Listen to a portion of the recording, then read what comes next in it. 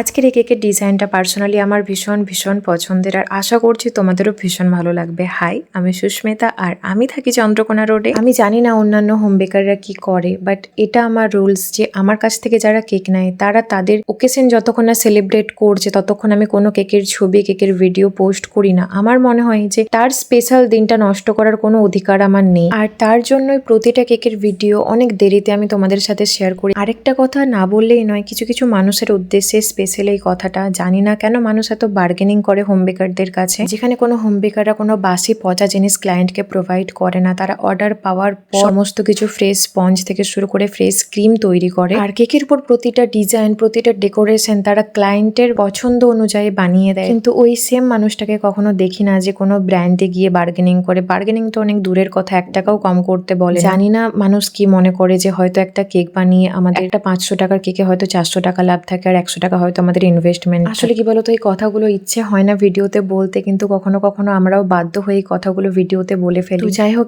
আজকে কেকটা অর্ডার করেছিল একজন মিষ্টি মা তার মিষ্টি বাবুর জন্মদিন উপলক্ষে, আর সেই দিদির রিকোয়ারমেন্ট ছিল কেকের উপর যেন অনেকগুলো মৌমাছি আর প্রজাপতি থাকে, কারণ তার ছেলে মৌমাছি আর প্রজাপতি দেখতে ভীষণ ভালোবাসে। আমি চেষ্টা করেছি তার মনের মতন করে কেকটা বানিয়ে দিতে। আর এই কেকের রিভিউ ভিডিওর প্রথমে তোমাদের সাথে শেয়ার করেছি, আর অবশ্যই জানিও যে আজকের এই কেকের ডিজাইনটা, ডেকোরেশনটা তোমাদের কেমন লেগেছে।